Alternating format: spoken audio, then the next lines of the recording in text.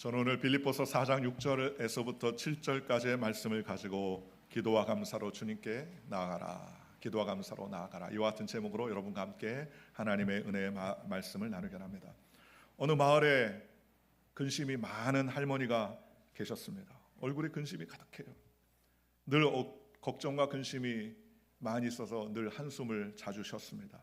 사람들이 너무나 염려했습니다. 걱정과 근심이 너무나 많은가 보다, 큰일이 있나 보다 하면서 동네 사람들이 할머니 왜 이렇게 늘 걱정과 염려가 많으세요? 라고 묻자 할머니는 말하기를 걱정할 게 없을까 봐 걱정된다, 그렇게 이야기를 하더라는 거예요. 걱정할 게 없어서 걱정된다는 이야기를 했다고 합니다. 이 말의 뜻을 보면 사실 우리의 삶의 단면을 보여줍니다. 문제가 있으면 그 문제 때문에 걱정하고, 문제가 없으면 또 문제가 생길까 봐 염려하는 것이 우리의 인생 아니겠습니까? 그런데 그런 의미에서 보면 우리의 인생의 염려가 끊임없이 계속돼요. 염려가 없으면 염려가 없는 게 이상하다 하면서 염려합니다.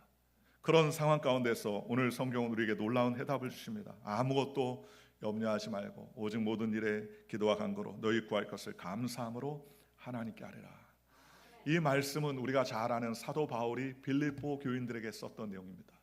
그런데 사도 바울은 가장 고난이 많고 어려움이 있었던 감옥에 있을 때였습니다.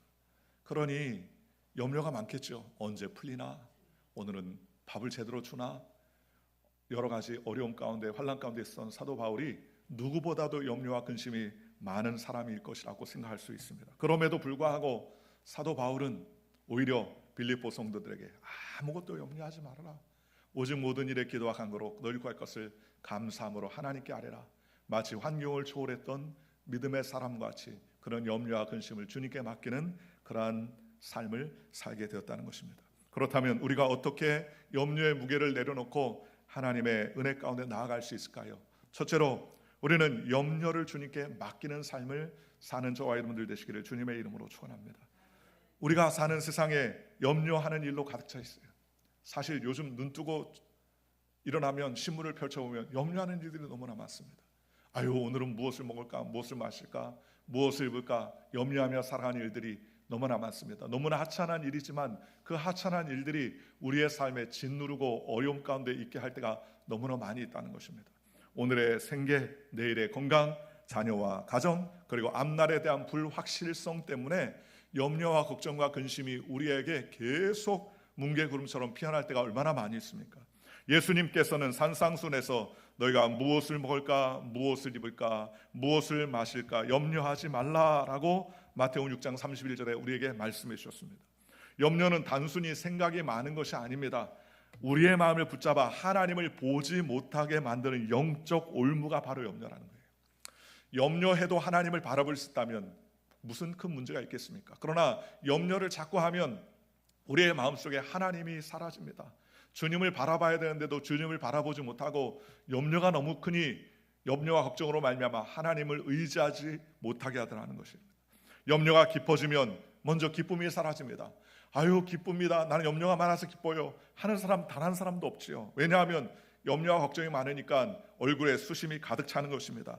또 염려가 많아지니까 근심이 생기고, 근심이 많아지니까 믿음이 무너집니다. 삶이 흔들려 버리게 되더라는 것입니다. 앞서 이야기한 것처럼 사도 바울은 감옥에 있는 상황에서도 아무것도 염려하지 말아라 라고 이야기합니다. 왜 이렇게 고백할까요?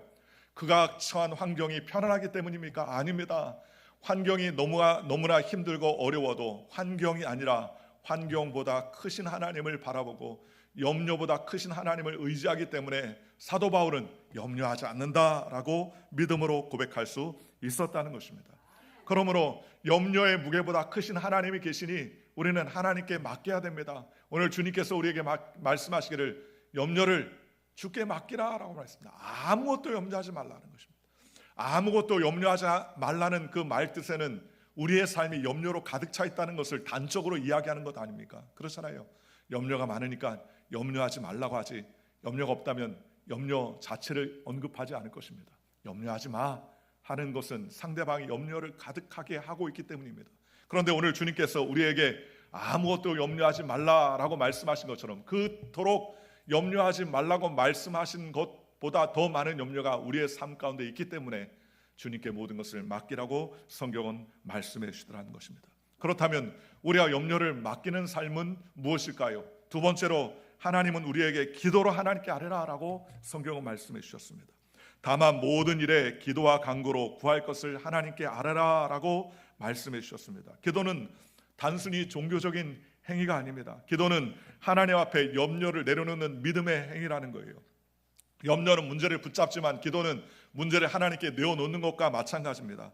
그러니 우리가 기도하지 않으면 염려가 우리의 마음을 짓누릅니다. 그러니 염려가 가득한 세상 가운데서 우리가 이길 방법은 다른 것이 없어요. 우리가 자꾸 그 짐을 하나님께 내려놓고 하나님께 맡겨야 됩니다. 어떤 문제이든 주저하지 말고 주님 앞에 아뢰면 하나님께서 우리의 기도를 들으시고 신실하게 하나님께서 응답해 주신다는 것입니다. 수원에 집사님 한 분 계신데 윤경숙 집사님이라는 분입니다.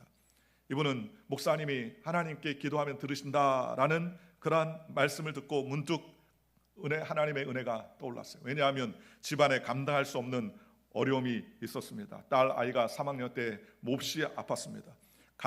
가정의 경제적인 사정도 좋지 않아 힘들었습니다. 그런데 다행히 하나님의 은혜로 아이가 회복되고 남편도 새로운 직장을 다니면서 다시 시작해보자고 결의를 다지고 신앙생활하고 있었는데 남편이 이유 없이 살이 빠지기 시작하는 거예요. 나중에 몸을 움직이기도 어려울 정도로 상태가 나빠졌습니다. 병원을 찾아오니까 B형 간염으로 진단이 나왔습니다. 굉장히 막막했어요. 새 삶을 살기 위해서 이사도 하고 새로운 마음으로 출발을 하는데 남편이 B형 감염이 극심해져서 나중엔 출근도 하지 못하고 건강했던 남편이 종일 침대에 누워서 아무것도 못하게 되었습니다. 아이들은 어려서 하나부터 열까지 다 아내가 챙겨주기 시작했습니다. 가정의 형편은 점점 어려워지는데 남편마저 누워있게 되자 그는 마음에 근심과 염려가 가득 찼어요. 우리 남편이 죽으면 어떡하지? 또 우리의 삶의 경제적인 문제는 어떡할까? 아빠가 없는 아이는 어떡할까? 그러면서 염려가 계속 꼬리에 꼬리를 물고서 생각이 시작했습니다. 그런데 주일학교 교사로 성가대원으로 열심히 봉사하는데 어느 날 목사님이 주일을 설교하는데 하나님 앞에 기도하면 하나님께서 들으신다라는 말씀하시는데 그 말씀이 마음에 탁 와닿는 거예요.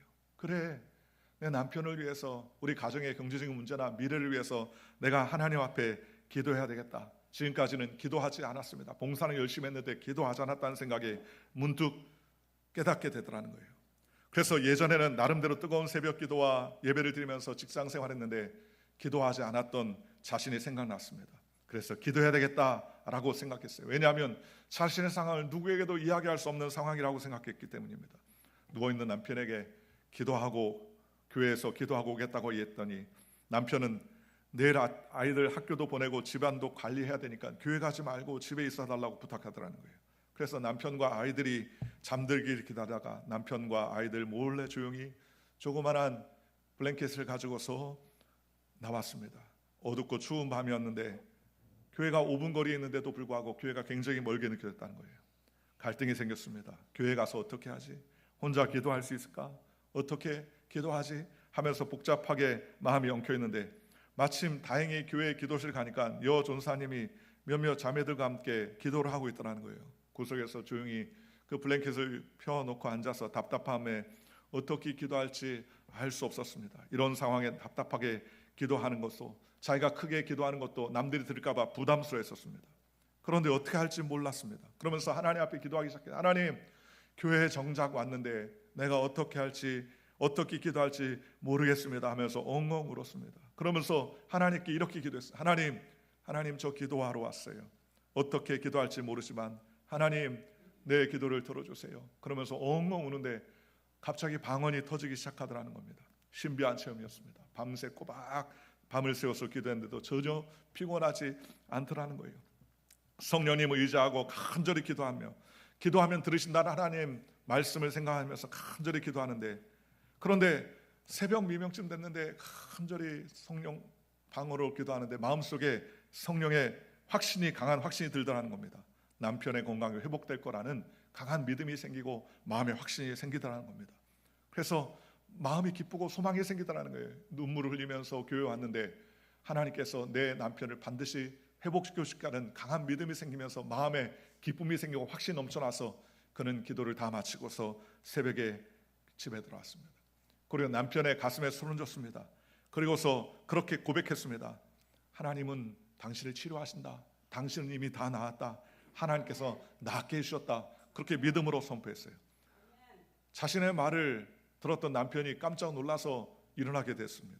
그런데 희한한 일이 생겼어요. 그때부터 남편이 몸이 급속도로 회복되더니 일주일 만에 일어나서 그가 건강함으로 직장에 다니기 시작했고, 그 위에도 다시는 아프지 않더라는 거예요. 시편 116편 1절에 야훼께서 내 음성과 간구를 들으심으로 라고 말씀해 주셨습니다. 오늘 저와 여러분의 간구와 기도를 주님께서 들으신다고 그랬습니다. 너의 염려를 주님께 맡기라고 성경은 말했습니다. 아무것도 염려하지 말고 오직 모든 일에 기도와 간구로 하나님께 나아가라, 주님께서 우리에게 말씀해 주셨다는 것입니다. 그러므로 사랑하는 성도 여러분, 우리가 해야 할 일은 무엇입니까? 기도로 자꾸 맡겨야 되는 것입니다. 하나님, 내 짐을 주님께 맡겨둡니다. 주님, 염려를 주님께 맡깁니다. 주님, 함께하여 주시옵시고 주의 은혜 가운데 주님 우리를 붙잡아 주시고 책임져 주시옵소서. 누가복음 18장에 보면 불의한 재판관에 대한 이야기가 나오는데, 그 과부가 불의한 재판관 때문에 낭망하지 아니하고 계속 기도하자 하나님께서 그 기도를 응답해 주셨다는 내용이 나오지 않습니까? 기도하면 승리하게 하신다는 거예요. 시편 17절에 야훼여 주는 겸손한 자의 소원을 들으셨사오니 그들의 마음을 준비하시며 귀를 기울여 들으신다라고 성경은 말씀해 주셨습니다. 하나님 앞에 겸손하게 기도하면 주님께서 응답하신다는 것이죠. 유다의 아사 왕이 100만 대군이 적군이 쳐들어왔을 때에 사람의 힘을 의지하여 대적에 나가지 아니하고 오직 하나님께 의지했습니다. 그는 하나님께 기도하기를 역대하 14장 11절에 야훼여 힘이 강한 자와 약한 자 사이에는 주밖에 도와줄 사람이 없사오니 우리 하나님 야훼여 우리를 도와주시옵소서. 나는 약한 자요 나를 도와줄 분은 하나님밖에 없습니다 라고 하나님 앞에 통곡하며 간절히 기도했습니다. 그러자 하나님께서 기도에 응답해 주셔서 아사 왕이 100만 대군의 적군을 물리치고 승리할 수 있도록 하나님께서 다 역사해 주시라는 것입니다. 우리가 하나님 앞에 기도하고 간구하면 염려는 작아지고 하나님의 응답은 커지는 것입니다. 그러나 기도하지 아니하면 염려는 계속 자라고 계속 그 염려가 커지게 되더라는 것입니다. 우리가 하나님 앞에 기도하면 주님께서 책임져 주시고 은혜를 베풀어 주세요. 중국의 허슨 테일러 선교사가 건강이 악화되어 영국에 돌아간 적이 있습니다. 그는 그때 일어나지 못하고 너무 몸이 좋지 않아서 편지조차 쓸 수 없었습니다. 할 수 있는 것이라고는 침대에 누워서 기도하는 것밖에 없어요. 침대에 누워서 하나님, 내가 누워 있으니 이 중국 선교를 어떻게 합니까? 하나님 책임져 주시옵소서. 그런데 병상에 누워 기도하는 동안에 하나님께서 역사하셔서 지원 자원봉사에서 찾아와서 대신 편지를 써주기 시작합니다. 그리고 그 편지가 각지에 흩어지기 시작하자 중국의 선교사가 일어나기 시작하는데 18명이나 되는 중국 선교사들이 그 편지를 읽고서 도전을 받고 중국의 선교사가 되겠다고 그리고 돌아오고 그리고 18명의 중국 선교사를 파송할 수 있었다고 합니다. 그가 하는 일은 병상에 들어 누워서 한 것밖에 없습니다. 기도한 것밖에 없었습니다. 허드슨 테일러는 나중에 이런 고백을 했습니다. 그때 저는 움직일 수조차 없었지만 내 생의 가장 행복한 순간 중에 하나가 바로 그때였습니다. 저를 대신해서 주님께서 모든 일을 처리해 주심을 보면서 저는 주님께 맡기고 기뻐하며 기도하는 것을 배웠던 것입니다.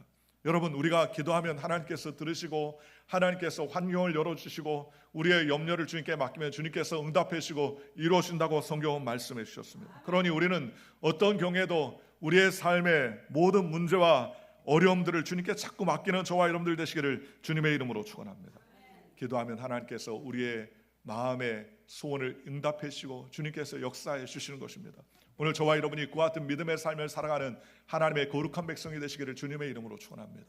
기도할 때 하나님은 문제를 떠나보내게 하시고, 기도할 때 하나님은 기적을 베풀어 주시고, 기도할 때 하나님께서는 우리의 삶에 변화를 베풀어 주시는 것입니다.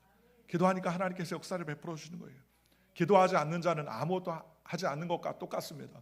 그러니 우리는 하나님께 기도해야 됩니다. 너는 내게 부르시라 내가 내게 응답하였고 내가 알지 못하는 크고 은밀한 일을 내게 보여주리라고 성경은 말씀해 주셨습니다. 기도하니까 하나님께서 역사해 주시는 것입니다. 사랑하는 성도 여러분, 하나님께서 우리의 기도를 들으시고 응답해 주신다고 말씀해 주셨으니 염려가 아무리 크다 할지라도 하나님 염려를 맡깁니다. 가정의 문제를 맡깁니다. 직장의 문제를 맡깁니다. 사업의 문제를 맡깁니다. 온갖 여러 가지의 문제를 주님께 맡기오니 주여 이루어 주시고 주님 함께하여 주시옵소서 기도하며 달려가는 저와 여러분들 되시기를 주 예수의 이름으로 간절히 축원합니다. 우리가 세 번째로 해야 될 일은 무엇입니까? 그것은 바로 감사로 믿음을 고백하는 삶을 살아야 됩니다. 오늘 성경에 말씀하시기를 기도할 때 감사함으로 하나님께 아뢰라 라고 말씀해 주셨습니다. 감사는 기도의 열쇠입니다. 감사 없는 기도는 불평의 나이로 되지만 감사가 담기는 기도는 믿음의 고백이 되더라는 것입니다. 아직 응답받지 못했어도 감사할 수 있는 이유는 하나님이 이미 우리의 삶을 주관하시고 가장 좋은 길로 인도해 주실 것을 믿고 확신하기 때문이라는 거예요. 그래서 사도 바울은 감옥에서도 빌립보서 4장 4절에 기뻐하라 내가 다시 말하노니 기뻐하라 라고 그렇게 말합니다. 빌립보 서신을 우리가 기쁨의 서신이다 라고 말합니다. 사도 바울이 옥중에서 쓴 서신이에요. 그런데 그 서신을 기쁨의 서신이라고 말하는 것은 가장 기뻐할 수 없음에도 불구하고 오히려 환경이 아니라 하나님을 바라봤기 때문에 기뻐하고 즐거워할 수 있었기 때문에 오히려 사도 바울은 위로를 받기보다는 빌립보 성도들에게 기뻐하라 내가 다시 말하노니 기뻐하라 라고 외쳤습니다. 환경이 아니라 환경보다 크시고 환경 위에 계시는 하나님을 바라봤기 때문에 그는 기뻐하며 하나님께 감사할 수 있었다는 것입니다. 감사에 기도할 때 절망의 골짜기에서 소망을 바라보고 눈물 속에서 찬양할 힘을 갖게 되더라는 것입니다. 세브란스 병원의 암센터 소장이었던 이희대 박사님이 암에 걸려서 간증했던 내용입니다. 2003년 1월 청청병력 같은 일이 그에게 일어났어요. 그는 유방암의 탁월한 분야의 암 전문의였는데 그가 자기가 대장암 3기라는 사형 선고를 받게 되었습니다. 암세포 발견 후 시작된 수술은 5번을 지나서 간과 골반까지 완전히 전이가 되었었습니다. 4번의 방사치료와 3번의 항암치료는 그의 몸을 완전히 비참하게 만들었습니다. 그러나 무엇보다도 그 자신을 무너지게 한 것은 몇 번의 수술과 치료에도 불구하고 죽음을 준비해야 된다는 사실이었습니다. 그는 생각했습니다. 왜 나에게 이런 일이 벌어졌을까? 내 손을 거쳐서 암세포를 치료받은 환자가 수백 명인데 아직도 할 일이 많은데 왜 내게 이런 암이 다가와서 암세포의 전문인 내가 암으로 인하여서 죽을 수밖에 없을까라고 생각을 했습니다. 그는 수 없는 많은 이유를 대가면서 자신의 닥친 현실을 부정했지만 자신의 찾아온 병마를 거부할 수는 없었습니다. 그러면서 그는 이렇게 이야기했습니다. 암투병 과정에서 그분은 어느 교회에 출석하게 되었고 거기에 은혜를 받고 구원을 받고 난 이후에 이전에는 원망스러웠던 그 모든 일들이 오히려 감사의 제목으로 바꾸는 마음의 변화의 경험을 하게 되었다는 겁니다. 4년 동안 암투병하면서 유방암 전문의였는데 어느 날부터 그는 암 환자를 모아놓고 기도하기 시작하며 성경 공부를 인도하기 시작했습니다. 하나님을 찬양하고 감사했어요. 그동안 4년 동안 초기에는 원망하고 불평하고 염려하고 걱정하고 근심했는데 염려와 걱정과 근심이 자기를 변화시키지 못하더라는 겁니다. 그런데 하나님을 믿고 구원을 받고 나니까 참 감사하다는 생각이 들었어요. 죽어도 천국이구나. 예수 믿는 한 죽어도 천국이구나. 그런 마음의 생각이 드니까 오히려 감사하더라는 거예요. 그러면서 그는 유방암 환자들을 모아놓고 성경 공부를 인도하기 시작했습니다. 하나님을 찬양하며 감사의 생활을 계속했다고 합니다. 그러던 가운데 그는 CT 촬영 결과 자기의 몸에 남아있던 암세포가 더 이상 완전히 사라지고 보이지 않게 되었다는 사실을 알게 되었습니다. 그때 그는 감사와 감격의 기쁨의 눈물을 흘렸다고 말합니다. 세브란스 병원 암센터 소장인 이희대 박사인데 그가 고백한 것이 내가 감사와 하나님 앞에 기도로 간구로 나아갔더니 오히려 내 몸의 암세포를 오히려 사라지게 하시고 더 기쁜 감사와 기도를 올리게 해주셨다는 거예요. 여러분, 우리의 마음속에 염려와 근심은 우리의 뼈를 상하게 합니다. 그런데 우리가 하나님 앞에 감사하면 하나님께서 그 감사를 통해서 우리의 삶을 변화시켜 주시고 은혜를 베풀어 주시는 것입니다. 예수님도 작은 일에 감사해서 큰 일도 우리가 감사해야 되지만 작은 일에 감사해야 됩니다.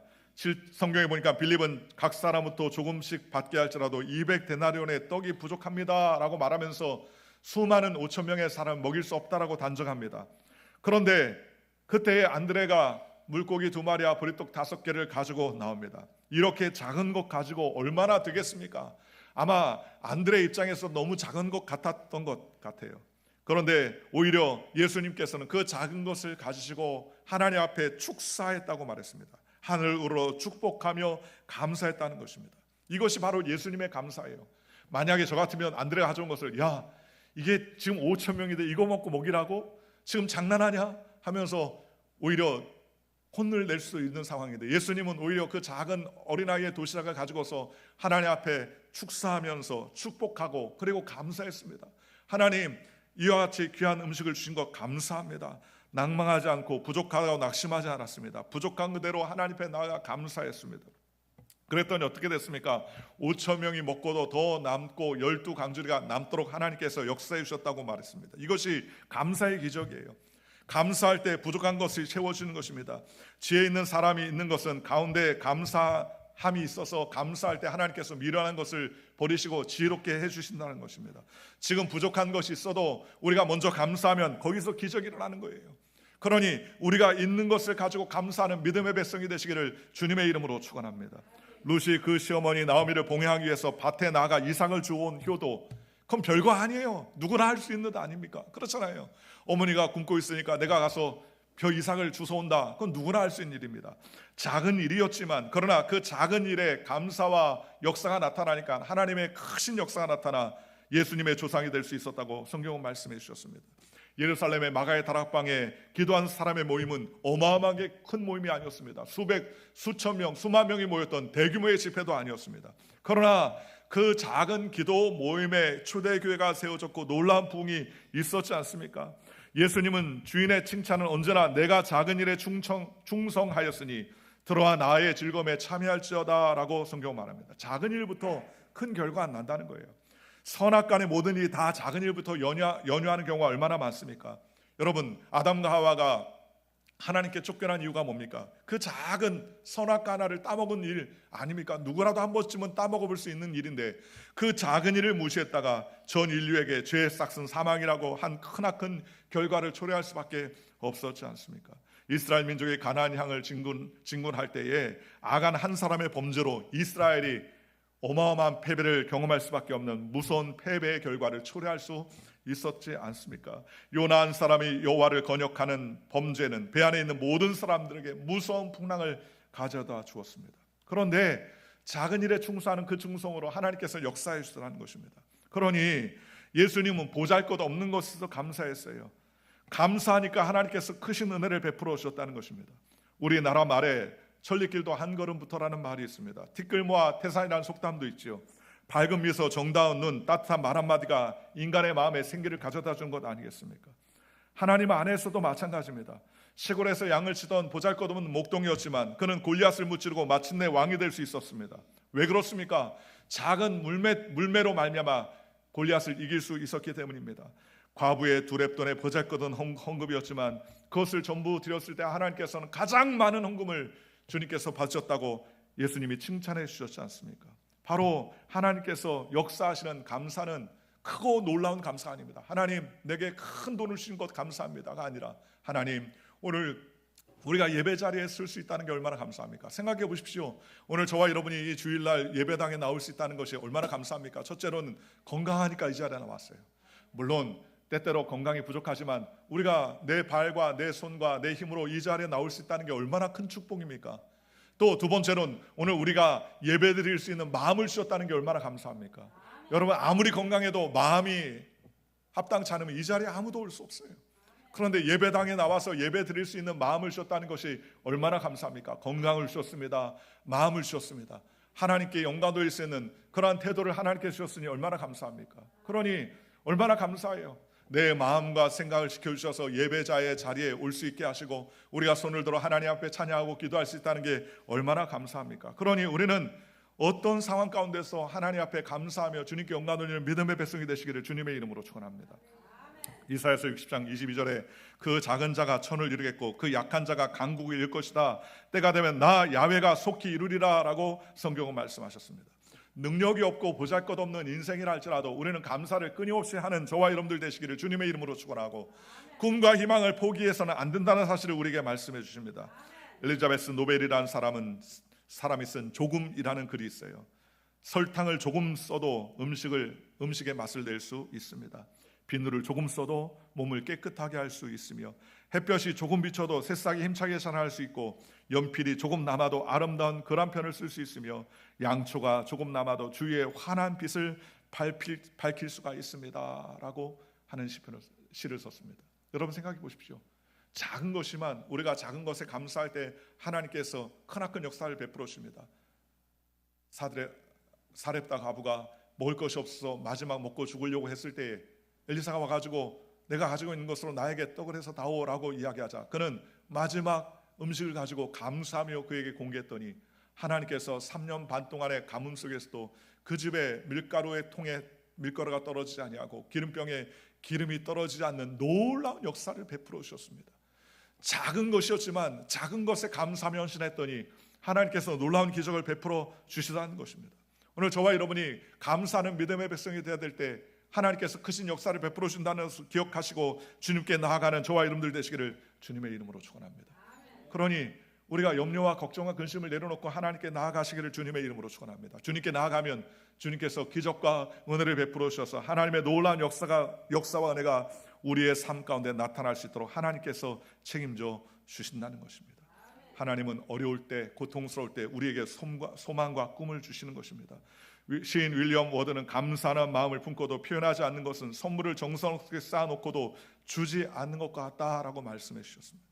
반드시 우리의 입술이 들리도록 감사해야 되는 것입니다. 하나님, 우리에게 생명 주신 것을 감사합니다. 우리에게 지혜 주신 것을 감사합니다. 자꾸 감사하면 주님께서 기적과 은혜를 베풀어 주시는 것입니다. 어느 한 부모님이 엄마가 학교에 불려갔는데 아이가 늘 공부도 좀 부족하고 학생들하고도 잘 어울리지 못한다고 그러면서 주의를 받았습니다. 집에 돌아와서 생각하니까 마음이 너무너무나 속상했어요. 우리 아이가 왜 이렇게 다른 아이보다 뒤처질까라고 염려하기 시작했습니다. 염려하고 또 염려하니까 염려가 쌓여서 너무너무나 괴로워요. 그럴 때 주일날 목사님이 설교할 때 무엇이든지 감사하십시오. 감사 하나님께서 기적을 베풀어 준다는 말씀을 드렸어요. 그래, 염려는 내려놓고 감사하자. 이제 초등학교 1, 2학년밖에 안 됐는데 내가 그렇게 염려할 필요가 있겠느냐.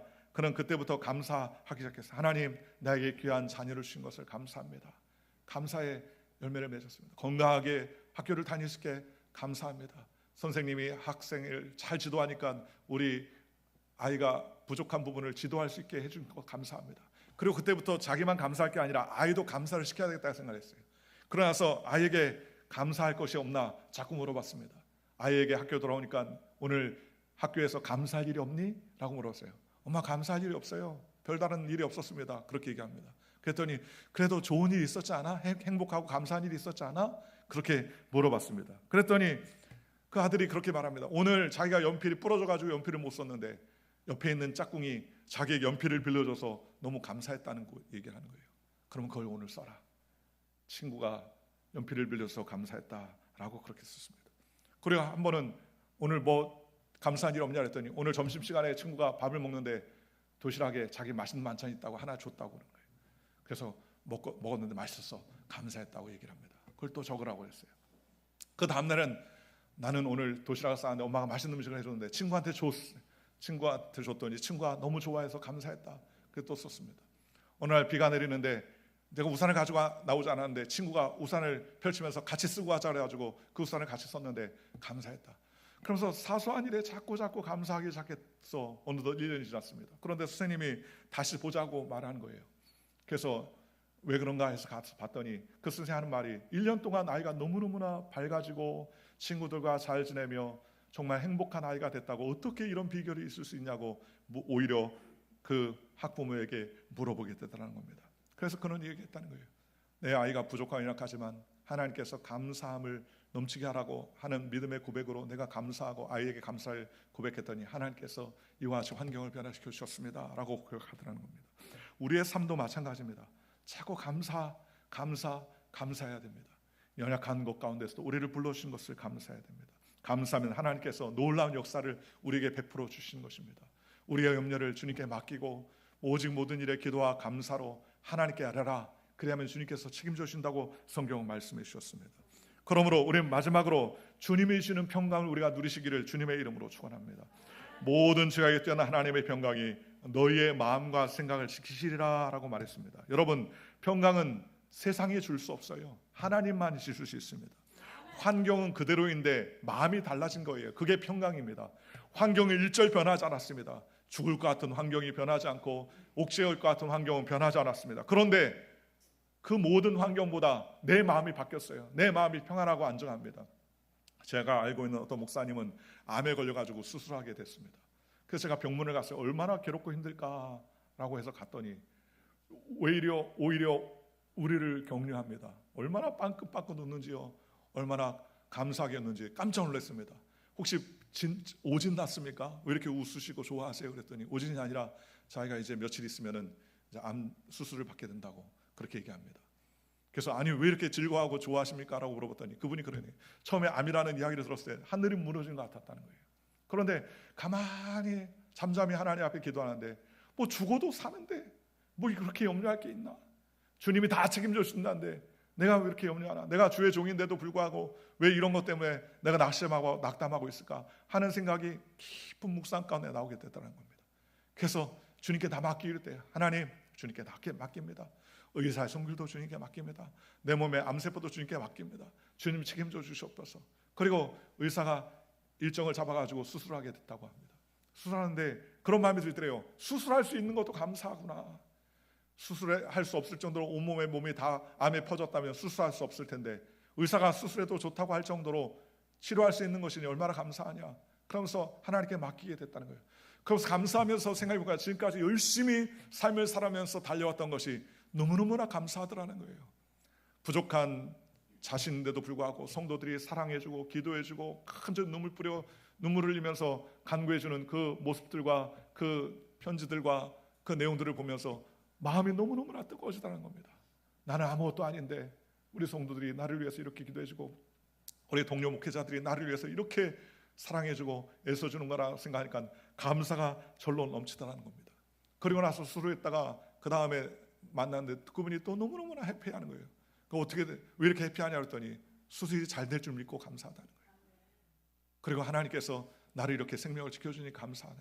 다시 한번 새 힘을 주실 것을 믿고 감사하다는 거예요. 오히려 가서 위로를 해주러 갔다가 병문안을 갔다가 오히려 위로를 받고 왔습니다.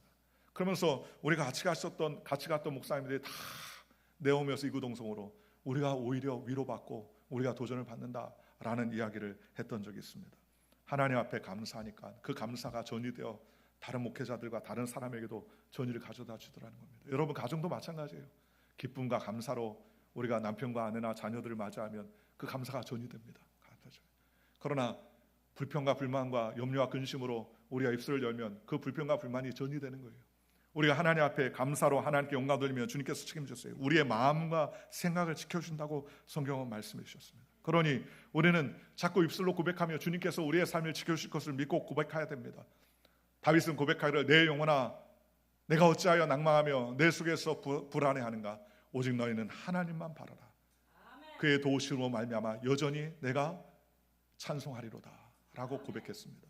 사랑하는 성도 여러분, 어떤 상황 환경 가운데서도 우리는 염려와 걱정과 근심을 주님께 맡기고 기도와 감사로 하나님께 나아가 주님께서 주는 평강과 은혜를 누리며 달려가는 거룩하고 복된 주의 백성들, 존귀한 주의 일꾼들 되시기를 주 예수의 이름으로 간절히 축원합니다. 기도하겠습니다.